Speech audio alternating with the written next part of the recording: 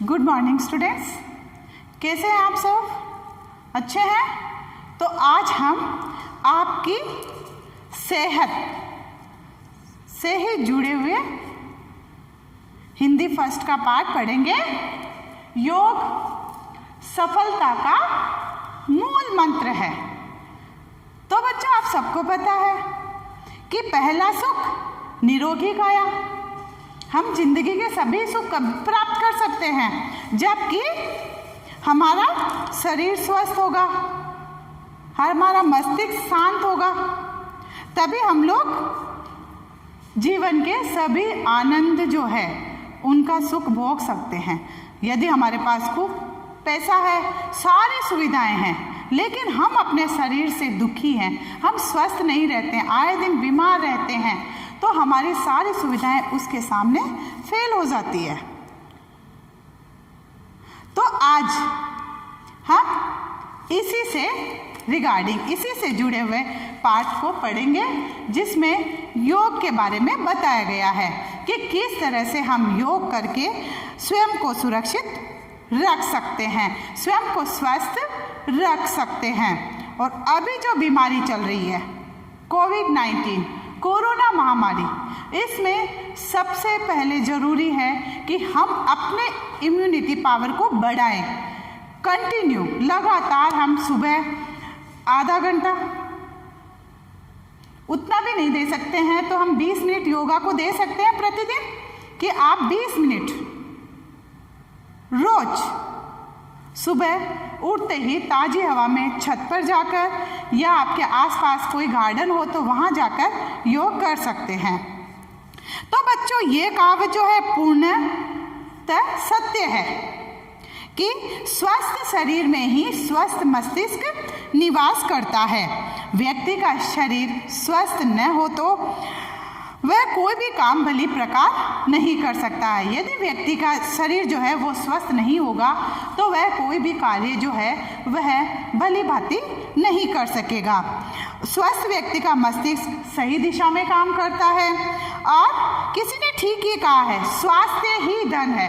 हमारा जो स्वास्थ्य है वो ही हमारा धन है। यदि हमारा शरीर स्वस्थ रहेगा तो हम कई तरह के रोगों से बचे रहेंगे। शरीर स्वस्थ रहे, इसके लिए हमें क्या करना है? नियमित रूप से व्यायाम करना आवश्यक है। प्रातःकालीन सैर और प्राकृतिक वातावरण में व्यायाम करने से शरीर में ताजगी, चुस्ती, फुर्ती आती है। इससे शरीर की मांसपेशियों में पुष्टता भी आती है। हमारे शरीर की जो मांसपेशियां हैं वो भी मजबूत बनती हैं।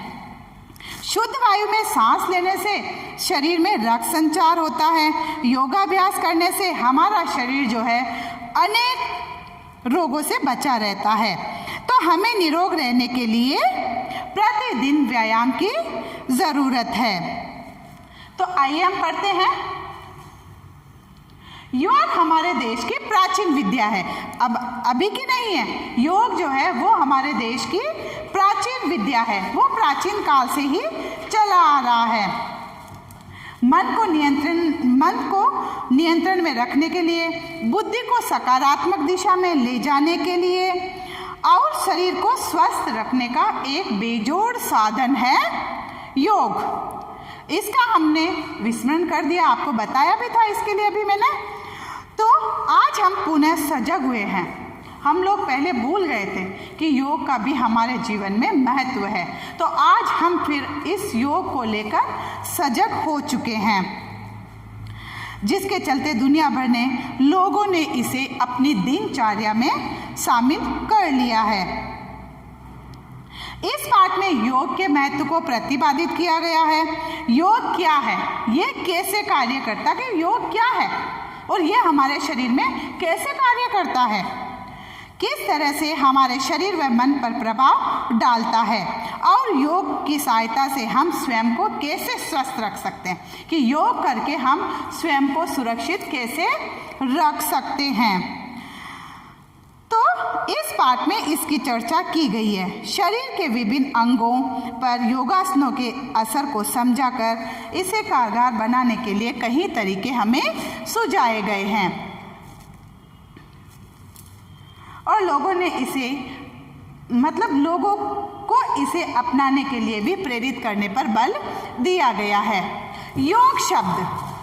योग शब्द संस्कृत की यूज धातु से बना है।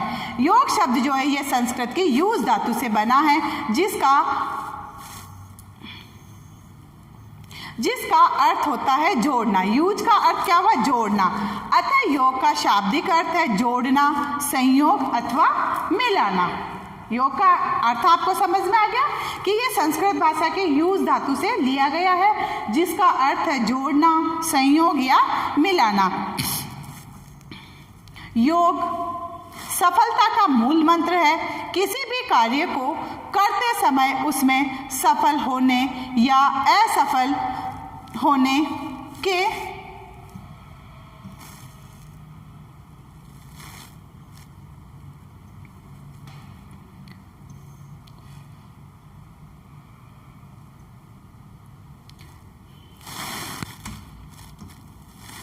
तो योग सफलता का मूल मंत्र है।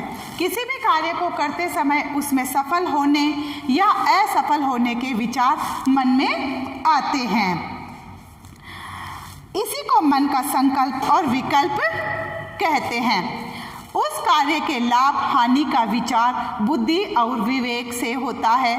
बहुत बार परिस्थितियां ऐसी होती है कि सफलता पाने के लिए उचित संसाधन हमारे पास नहीं होते। ऐसी स्थिति में मन में बार बार असफल होने के विचार आते हैं।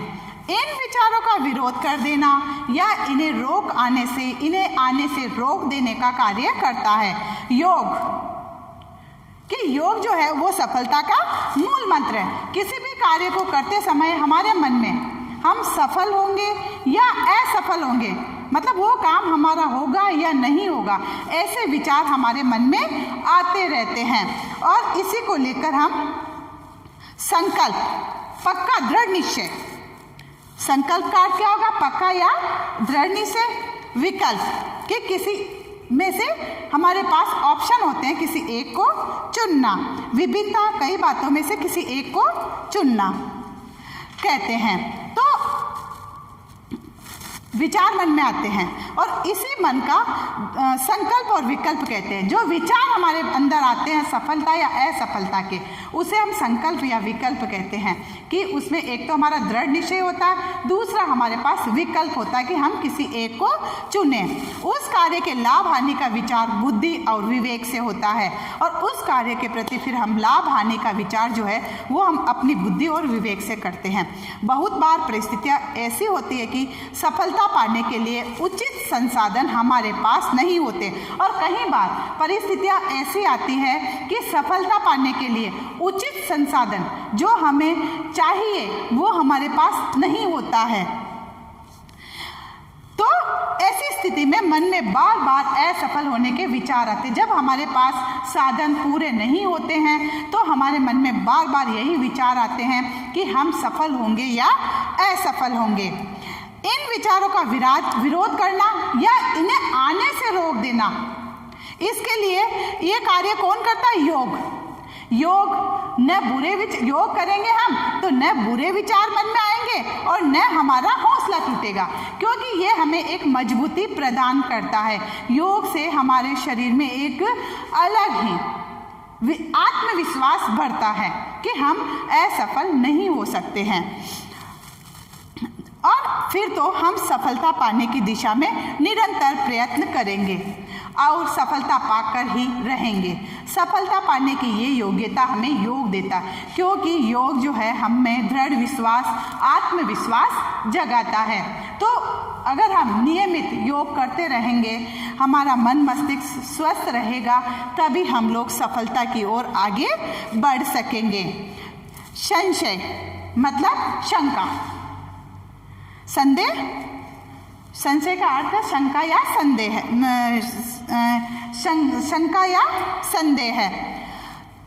संशय को दूर करना, दूर भगाना और अपने संकल्प पर डटे रहना आसान कार्य नहीं। अपने मन में जो शंका है उसको तो दूर भगाना, और हमने जो दृढ़ संकल्प लिया, दृढ़ निश्चय किया है, उस पर डटे रहना कोई आसान काम नहीं है। यदि हम अपने दृढ़ निश्चय पर डटे रहेंगे तो हमारे सामने कई तरह की मुश्किलें आती है, लेकिन यदि हमने उस काम को करने के लिए दृढ़ निश्चय कर लिया है तो हम उस पर डटे रहेंगे। ऋषियों ने कहा है कि संशय करने वाला व्यक्ति नष्ट हो जाता है। हमारे ऋषियों ने कहा है कि जिस व्यक्ति के मन में किसी काम को लेकर संदेह रहता है तो वह व्यक्ति नष्ट हो जाता है और दृढ़ संकल्प के बिना सफलता नहीं मिलती। और जहाँ तक हमारा जो है पक्का निश्चय नहीं होगा, दृढ़ संकल्प नहीं होगा, तो हमें सफलता नहीं मिलेगी। इसलिए हमें योग के माध्यम से अपने संशयों को समाप्त कर देना चाहिए। इसलिए योग के माध्यम से हमारे मन में जो भी संदेह हैं, जो भी शंकाएं हैं, उनको खत्म कर देना चाहिए और अपने संकल्प को दृढ़ रखना चाहिए और हमें अपने रास्ते पर आगे बढ़ते रहना चाहिए कि नहीं, हमें सफलता जरूर मिलेगी। हमें सदैव प्रयत्न करते रहना चाहिए और प्रयत्न करने में विवेक का प्रयोग करना चाहिए। हमें हमेशा आगे बढ़ने के लिए प्रयत्न करना चाहिए और प्रयत्न करते वक्त हमें अपनी बुद्धि का पूरा प्रयोग करना, अपने विवेक का पूरा प्रयोग करना चाहिए, क्योंकि हम लोगों का स्वभाव होता है कि जरा सी असफलता मिली और हम परेशान हो जाते, गुस्सा आ जाता और हम लोग वहाँ पर अपना विवेक खो देते हैं। लेकिन यहाँ हमें अपने योग जो है वो अपना विवेक नहीं खोने की ओर अग्रसर करता है। ये सभी कार्य योग द्वारा आसान हो जाते हैं। योग हमारी शारीरिक और मानसिक शक्तियों को सबल करता है। योग जो है ये हमारी शारीरिक और मानसिक शक्तियों को मजबूत बनाता है और दोनों का सही प्रकार से उपयोग करने की कला भी सिखाता है। शारीरिक और मानसिक शक्तियों का विकास, इनके सही प्रकार से हम उपयोग कैसे करें, ये भी हमें योग सिखाता है। इसके लिए एक और हमें अपने मन को पवित्र बनाना होता है। इसके लिए सबसे पहले जरूरी है कि हम अपना मन दूसरों के प्रति साफ रखें, हमारे मन में कोई छल कपट ना हो। तो दूसरी ओर शारीरिक शक्ति को मजबूत भी करना होता है। दूसरा, हमें अपनी शारीरिक शक्ति को मजबूत भी करना होता है। मन को पवित्र बनाने के लिए यम नियम आदि का पालन करना चाहिए। हमें अपने मन को पवित्र बनाने के लिए यम और नियम, यम मतलब कि यम और नियम, इनका हमें बराबर पालन करना चाहिए। अब यम नियम में क्या आ जाएंगे? सत्य बोलना, हिंसा न करना, झूठ न बोलना, चोरी न करना, सबसे प्रेम करना आदि यम नियमों का पालन करना चाहिए। अब यम नियम यही है कि हमें झूठ नहीं बोलना चाहिए, हमें सदा सत्य बोलना चाहिए, हिंसा नहीं करनी चाहिए, चोरी नहीं करनी चाहिए। तो इन नियमों का जब हम पालन करेंगे तो हर काम हमारे लिए आसान बन जाएगा। इससे हम मानसिक रूप से सबल बनते हैं। ये चीज़ें अगर हमारे पास नहीं, ऐसा अगर हम नहीं करते, हम हमेशा सत्य बोलते हैं, सबसे प्रेम करते हैं और अपने नियमों का हम बराबर पालन करेंगे तो इन्हीं को लेकर हम मानसिक रूप से तो मजबूत बनते ही हैं। वहीं आसन और प्राणायाम हमें शारीरिक रूप से शक्तिशाली बनाते हैं। आसन के द्वारा हम प्रयत्न पूर्वक ज्ञान और इच्छा के बीच तालमेल बिठाते हुए एक लय बनाने का प्रयास करते हैं। आसन के द्वारा यदि हम आधा घंटा 20 मिनट बैठकर योगा करते हैं, आसन करते हैं, तो हम इनके द्वारा प्रयत्न पूर्वक ज्ञान और इच्छा के बीच तालमेल बिठाते हैं। यदि हम ये नियमित करेंगे, इनको लगातार हम जारी रखेंगे, तो हम अपने ज्ञान और इच्छा के बीच अच्छा तालमेल बिठा सकते हैं और एक इन दोनों के बीच में, ज्ञान और इच्छा के बीच में एक लय बनाने का प्रयास कर सकते हैं। जब हम आसन स्थिति बनाते हैं, अब बैठने के लिए हमें आसन स्थिति, देखिए ये जिस तरह से आप इस चित्र को देखिए कि आसन पर बैठने के लिए हमें क्या करना है कि तब मेरुदंड, जो रीढ़ की हड्डी होती है पीछे वाली, सीधा सबल और क्रियाशील बनाता है। मेरुदंड सीधा सबल और क्रियाशील बनाता है। ये जो आसन है ये हमें सीधा सबल और क्रियाशील बनाता है। इस स्थिति में हमारी सारी इंद्रियां एक साथ काम करती है। देखिए आप बच्चों चित्र को ध्यान से देखो आप इसको, कि इसमें सारी इंद्रियां जो है वो एक साथ कार्य करती हैं और तब सीखने की प्रक्रिया सभी स्तर से प्रारंभ होती है। इस तरह इंद्रियों के बीच संवाद स्थापित होता है और उनसे मानसिक क्रिया प्रारंभ होती है। और इस तरह से बैठने से, नियमित बैठने से, 1 दिन 2 दिन 4 दिन 5 दिन 10 दिन नहीं, नियमित लगातार आप 1 महीने 2 महीने 3 महीने बैठेंगे, तब जाकर आपके बीच में ये चीज़ें बनना शुरू हो जाएगी। इस तरह इंद्रियों के बीच संवाद स्थापित होता है, आपस में उन इंद्रियों के बीच में एक तालमेल बैठ जाता है और इससे मानसिक क्रियाएं प्रारंभ हो जाती है। तब मस्तिष्क मांसपेशियों एवं अंगों के बीच एक पुल का काम करता है। उस वक्त हमारा जो दिमाग है, हमारा जो मस्तिष्क है, वह हमारी मांसपेशियों और हमारे अंगों के बीच में एक पुल का काम करता है। जैसे 2 रास्तों को जोड़ने के लिए बीच में पुल बनाया जाता है ना, उसी तरह से मांसपेशियों और अंगों के बीच में इनको आपस में जोड़ने के लिए भी जो मस्तिष्क है वह पुल का काम करता है और व्यक्ति एक ऐसे अनुभव को प्राप्त करता है जिसका आभास आसनों से पूर्व न शरीर को था न ही मस्तिष्क को। बाहरी रूप से भी कुछ परिवर्तन दिखता है और बाद में धीरे धीरे व्यक्ति ऐसे अनुभव को प्राप्त करता, धीरे धीरे हमें ऐसे अनुभव प्राप्त होने लग जाते हैं जिसका आभास हमें आसन करने से पहले हमारे शरीर को नहीं होता है।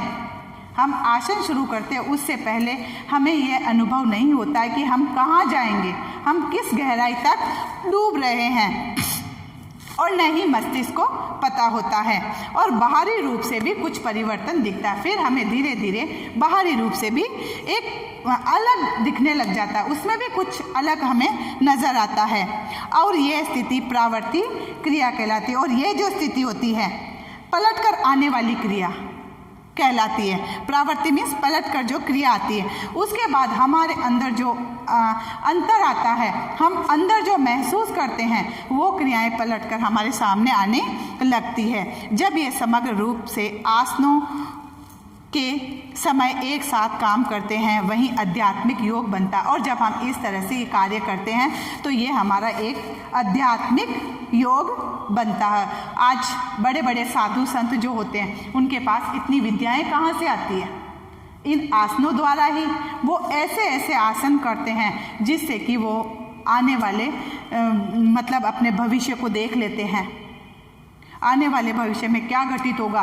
तो ये सब कोई उनके पास विद्याएं नहीं होती है, ये सब इन्हीं योगाभ्यासों द्वारा ही वो सीखते हैं।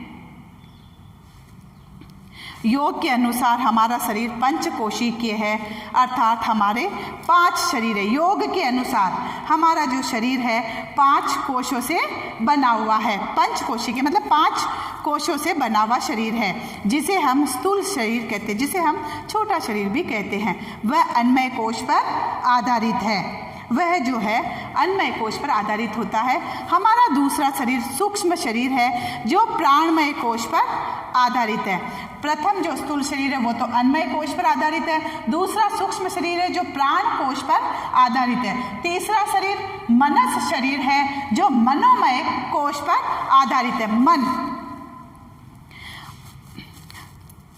बौद्धिक जगत की गतिविधियां विज्ञानमय कोश पर आधारित है और उसके आगे वाला जो है वो बौद्धिक जगत जो गतिविधियां होती है विज्ञानमय कोश पर आधारित होता है। और आनंदमय कोश में हमें आध्यात्मिक आनंद की अनुभूति करवाता है और आनंदमय कोश जो है वो हमें अध्यात्म आनंद की अनुभूति करवाता है। जब हम आसनों पर लगातार बैठने लगते हैं तो हम में वो अंतर आने लगते हैं कि हम हमारा भविष्य तक जानने लग जाते हैं। इसके लिए हमें कठोर तप करना पड़ता है, हमें लगातार उस चीज़ को अपनाना पड़ता है, उसके लिए हमें संयम रखना पड़ता है, कहीं पर संशय नहीं करना पड़ता है, तब जाके हम अध्यात्म में आनंद की अनुभूति कर पाते हैं। ये सभी कोश एक दूसरे से अभिन्न हैं, ये सभी जो कोश है ये सभी आपस में एक दूसरे से जुड़े हुए हैं। अर्थात पतंजलि ने अपने योग सूत्र के 3रे अध्याय में शरीर, पतंजलि आपने बाबा रामदेव को देखा है है ना, वो किस तरह से योग आज पूरे भारत में प्रचार कर रहे हैं। हर जगह वो अपने योगशालाएं लगाते हैं ना, 7-7 दिन की वो योगशालाएं लगाते हैं। उसमें भी वो देखो सुबह 4 बजे से योग लोगों को सिखाते हैं, शाम के समय सिखाते हैं। अब जो इनमें रुचि लेते हैं वो तो जाते हैं, जो रुचि नहीं लेते वो घर बैठ जाते हैं। तो आज पतंजलि ने हमें योग के क्षेत्र को और बढ़ावा दे दिया है। पतंजलि जो है वो बाबा रामदेव द्वारा शुरू किया गया था, और आज बाबा रामदेव ने योग का प्रचार प्रसार भारत में इतना कर दिया है कि हर व्यक्ति इसकी ओर प्रेरित हो रहा है। पतंजलि ने अपने योग सूत्र के 3रे अध्याय में शरीर संयम, इंद्रिय संयम, हमारे शरीर पर संयम रखना, इंद्रियों पर संयम रखना, मन पर संयम रखना, बुद्धि पर संयम रखना या ज्ञान संयम, और अंत में आत्म संयम की बात कही है कि हमें हर चीज पर योग से अगर जुड़ना है तो हमें सभी पर संयम रखना होगा। यही आसनों का उपयोग विज्ञान है, और इन्हीं आसनों का उपयोग करना ही विज्ञान है। इसका ज्ञान एक दिन में या एक वर्ष में नहीं हो सकता है, ये सब सतत है। मतलब योग आसनों का उपयोग विज्ञान है, और इसका ज्ञान हमें एक दिन या एक वर्ष में नहीं मिल सकता। इसके लिए हमें कई सालों तपस्या करनी पड़ती है।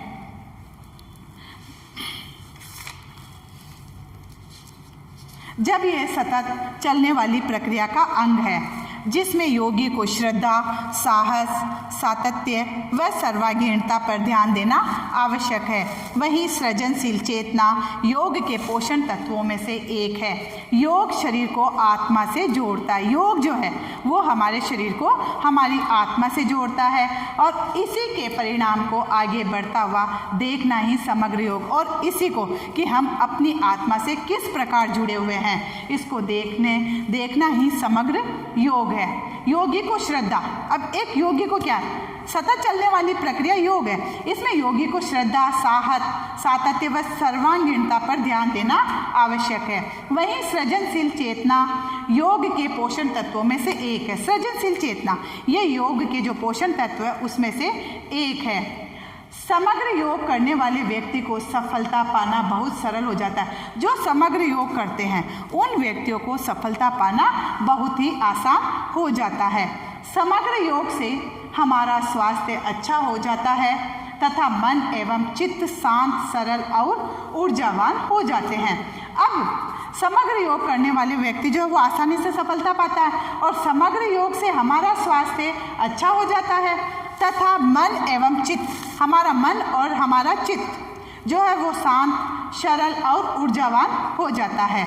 शांत मन हमारे शरीर की क्षमताओं को कई गुना बढ़ा देता है। जहाँ हम शांत रहते हैं तो वहाँ पर जो है शांत मन जो हमारे शरीर की कई क्षमताओं को बढ़ा देता है। अभी कोई व्यक्ति गुस्सा होकर हमारे पास आया और हम शांति से उसकी बात सुन रहे हैं, उसकी बातों पर मनन कर रहे हैं, लेकिन हम बोल नहीं रहे, तो वहाँ पर जो है हमारी क्षमताएं बढ़ जाती है। उस व्यक्ति पर इसका उल्टा ही असर होता है। यदि हम उसके साथ तू मैं करते तो बात बढ़ जाती, लेकिन एक हमारा शांत मन जो है उसी व्यक्ति को वही शांत कर देता है।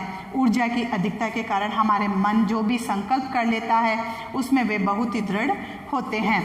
मतलब योग के कारण ही हमारा जो मन है वो उसमें ऊर्जा इतनी अधिक होती है कि हम मन में जो भी संकल्प कर लेते हैं उसमें हम बहुत ही दृढ़ होते हैं, उसमें पक्का निश्चय हम लेकर आगे बढ़ते कि नहीं हमें ये इसमें सफलता जरूर मिलेगी। दृढ़ संकल्प, शांत चित्त, अब देखिए ये चीजें, दृढ़ संकल्प और शांत चित्त और शक्तिशाली शरीर से युक्त होकर हम जिस क्षेत्र में भी प्रयास करते हैं उसमें सफलता अवश्य मिलती। यदि हमें दृढ़ संकल्प है, हमारा मन शांत और शक्तिशाली है, इसी शरीर से युक्त होकर हम जिस भी क्षेत्र में प्रयास करेंगे उसी क्षेत्र में हमें सफलता अवश्य मिलेगी। इसीलिए हमें शांत, सफल तथा आनंदपूर्ण जीवन जीने के लिए योग को हमें अपने जीवन में अपनाना चाहिए।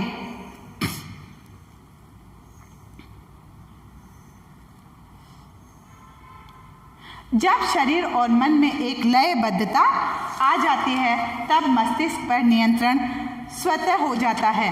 जब हमारे शरीर और मन में एक लयबद्धता आ जाती, मतलब एक तालमेल उनमें जब बैठ जाता है, एक लय, जैसे आपको एक पंक्ति में खड़ा किया जाता है ना सभी को हाइट वाइज, तो वो क्या एक लाइन में सभी होते हैं, या एक लय में किसी को गाने के लिए कहा जाता है तो उसी एक सुर में जब उनकी आवाज़ निकलती है तो उसका असर लोगों पर क्या पड़ता है, एक ही सुर में आवाज़ का चलना। उसी तरह से जब शरीर और मन हमारा एक ही लाइन में आ जाता है, एक ही तालमेल, दोनों के बीच एक ही तालमेल बैठ जाता है और मस्तिष्क पर नियंत्रण स्वतः हो जाता है, तब हमारे मस्तिष्क पर स्वतः ही नियंत्रण हो जाता है।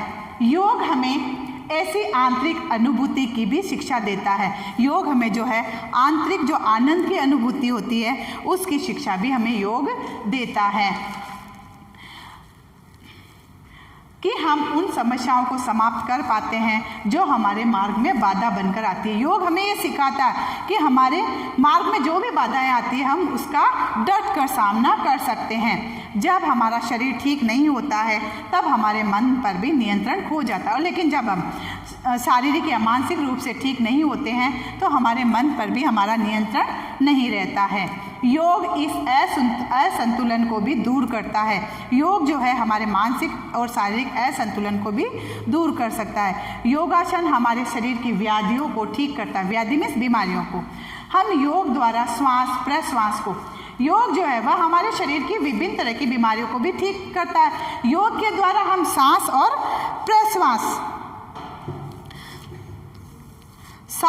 प्रश्वास में भी लय लाने में प्रयत्न करते हैं।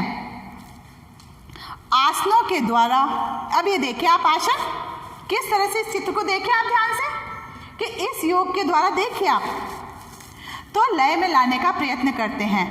आसनों के द्वारा हम अपनी मांसपेशियों को मजबूत करते हैं तथा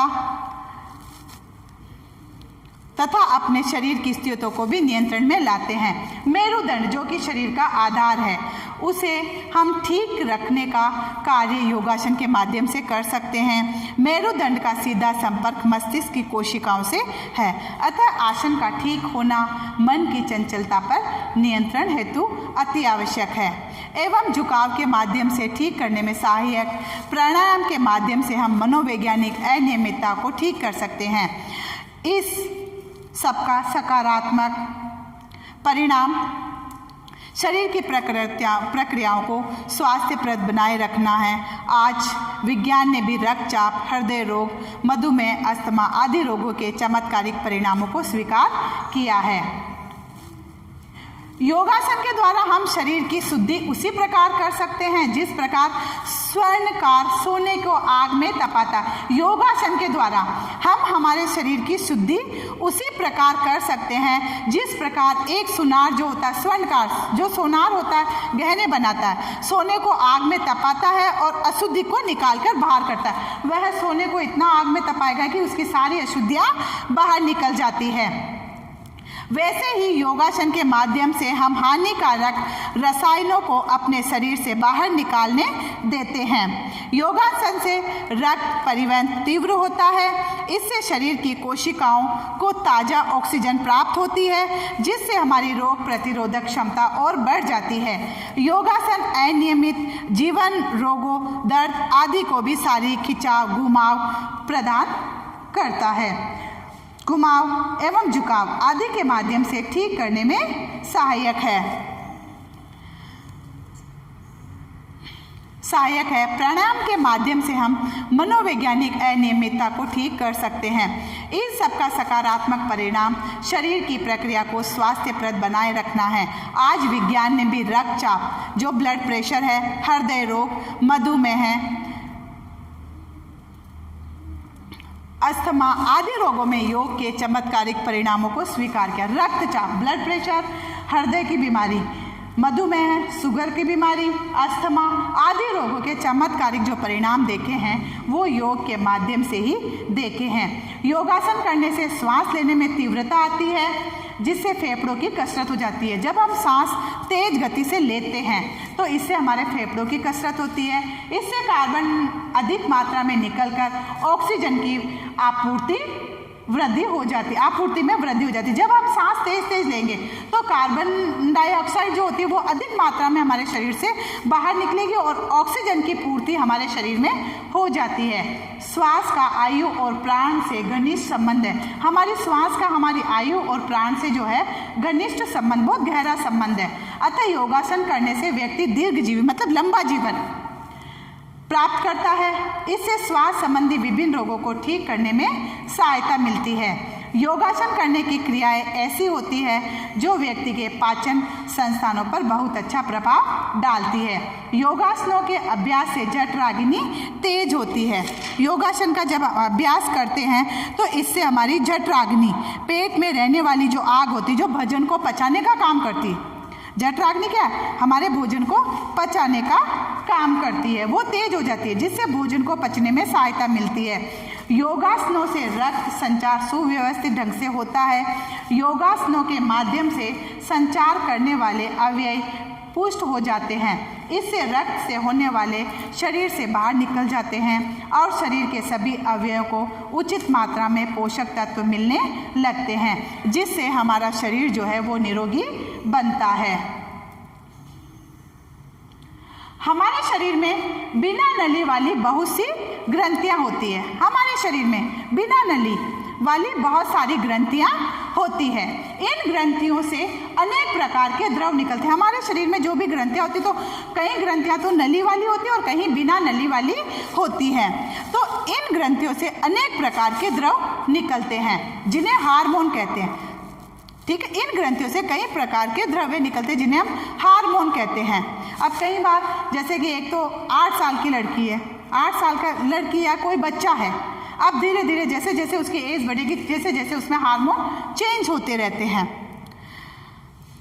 तो वहाँ पर उसे हम हार्मोन कहते हैं। ये द्रव रक्त में मिलता है जिससे हमारा शारीरिक और मानसिक विकास संभव होता है, जिससे कि ये हार्मोन बनते रहते हैं, जिससे कि उन बच्चों का शारीरिक और मानसिक विकास होता जाता है।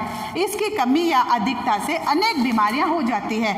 हमारे शरीर में हार्मोनियम की अधिकता से या इसकी कमी से भी कई प्रकार की बीमारियां हो जाती है। इन सभी ग्रंथियों को प्रभावित करने में योगासनों का महत्वपूर्ण स्थान है। यदि हमें इन सभी ग्रंथियों में बराबर तालमेल बना के रखना है, बराबर हमारे शरीर बराबर रूप से काम करता रहे, तो हमें योगासनों का सहारा लेना चाहिए। हमारे शरीर में अनेक नाड़ियों का जाल बिछा हुआ है। हमारे शरीर में जो है अनेक नाड़ियाँ, कितने लोग आपके हाथ की नाड़ी देखकर आपकी बीमारी बता देते हैं, है ना। तो कितनी ही नाड़ियाँ ऐसी हमारे शरीर में हैं। हमारे शरीर में संदेशवाहक स्नायु मंडल, संदेशवाहक जो आपस में संदेश पहुंचाते हैं, स्नायु मंडल, शरीर में नाड़ियों का जाल, उसे हम कहेंगे स्नायु मंडल, तथा रक्तवाहक और प्राणवाहक नाड़ियाँ होती है। हमारी चेतना, बुद्धि और प्रतिभा स्नायुओं के स्वास्थ्य पर आधारित है। योगासन तथा प्राणायाम करने से हमारे शरीर के सभी अंगों पर प्रभाव पड़ता है। योगासन और प्राणायाम करने से हमारे शरीर के जो सभी अंग हैं उन पर इसका प्रभाव पड़ता है, जिससे वह सबल और स्वस्थ हो जाता है तथा बुद्धि का विकास और स्मरण शक्ति में वृद्धि हो जाती है। हमारे नेत्रों के सूक्ष्म तंतुओं को भी योगासन अत्यधिक प्रभावित करते हैं। हमारी आंखों के जो सूक्ष्म तंतु होते हैं उनको भी योगासन जो है वो बहुत ही प्रभावित करते हैं। देखें आप इन योगासनों को, देखें, इस तरह से आपको भी प्रतिदिन करने चाहिए, जिससे कि आपका शरीर जो है वो हष्ट पुष्ट बना रहे। योगासन से हमारे शरीर की सभी मांसपेशियां स्वस्थ होने लगती है। योगासन से हमारे शरीर की जो सभी मांसपेशियां होती है वो स्वस्थ होने लगती है। हमारा शरीर स्वास्थ्य तंतुओं और कोशिकाओं पर निर्भर करता है। हमारा जो शरीर है यह किस पर करता है निर्भर? शारीरिक स्वास्थ्य तंतुओं और कोशिकाओं के स्वास्थ्य पर निर्भर करता है। यदि हमारे शरीर को उचित व्यायाम नहीं मिलता तो हमारे विभिन्न अंगों में चर्बी बढ़ जाती है। यदि हम प्रॉपर रूप से उचित व्यायाम नहीं करते रहेंगे तो हमारे शरीर में विभिन्न अंगों में चर्बी बढ़ जाती है, जिससे क्या होता है, मोटापा हमें घेर लेता है। मोटापा क्या है?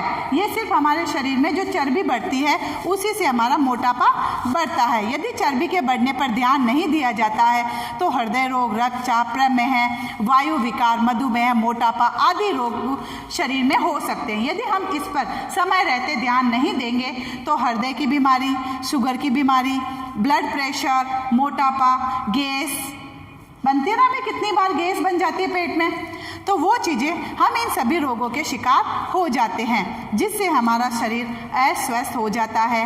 नियमित आसन करने से शरीर की चर्बी कम होती है। यदि हम नियमित आसन करते रहेंगे तो हमारे शरीर की जो चर्बी होती है वह कम होने लगती है, जिससे हमारा शरीर लचीला बन जाता है।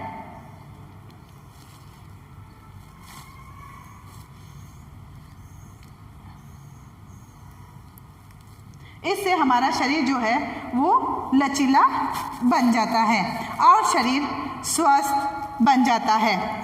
आसन करने से पेट, कमर, घुटनों की चर्बी कम होने लगती है, जिससे हमारा शरीर पूरी तरह से लचीला हो जाता है। हमारे शरीर में 206 हड्डियां हैं। हमारे शरीर में कुल कितनी हड्डियां हैं? 206 हड्डियां हैं। इन हड्डियों की अस्वस्थता और निष्क्रियता से हमारे शरीर में अनेक रोग हो जाते हैं। यदि इन 206 हड्डियों में से भी एक भी हड्डी में कोई अस्वस्थता या निष्क्रियता आ जाती है तो हमारे शरीर में अनेक रोग हो जाते हैं। नियमित आसनों के करने से शरीर की हड्डियों पर अच्छा प्रभाव पड़ता है। ये देखिए, ये आसन किस तरह के हैं जो कि हमारी हड्डियों पर प्रॉपर प्रभाव डालते हैं। देखिए आप, तो बच्चों आप भी घर पर नियमित इस तरह से नियमित योगा करने के अभ्यास लीजिए। देखिए आपके बुक में कितने अच्छे अच्छे योग दे रखे हैं। आप इनको ज़्यादा नहीं, 5 मिनट तक करिए। शुरू में आप 2 मिनट करिए, 3 मिनट करिए। इस तरह से आपकी आदत में आ जाएंगे। ये रीढ़ की हड्डी का भी व्यायाम हो जाता है। योगासनों में रीढ़ की हड्डी को आगे पीछे, दाएं बाएं और चारों तरफ मोड़ने की क्रिया की जाती है। योगासनों में हम रीढ़ की हड्डी को आगे पीछे, दाएं बाएं, चारों तरफ मोड़ने की क्रियाएं की जाती है, जिससे हड्डियों का पूर्ण विकास होता है और हमारा शरीर जो है वो स्वस्थ बनता है। हमारे शरीर की आंतों से तथा मूत्रवाहक प्रणाली के माध्यम से शरीर की निरंतर सफाई होती रहती है। अब योगा के माध्यम से ही हमारे शरीर की आंतों से तथा मूत्रवाहक प्रणाली के माध्यम से शरीर की निरंतर सफाई होती रहती है। इसीलिए हमें कहा जाता है कि हमें अधिक से अधिक पानी पीना चाहिए, जिससे कि हमारे शरीर की जो गंदगी है वो मूत्रवाहक द्वारा बाहर निकल जाती है, जिससे हमारे शरीर की सफाई हो जाती है। यदि ये यंत्र अपनी सफाई का कार्य ठीक से नहीं करते हैं तो शरीर में अनेक रोग होने लगते हैं। योगासन करने से सफाई करने वाले अंग सक्रिय हो जाते हैं और कब्ज भी दूर होता है।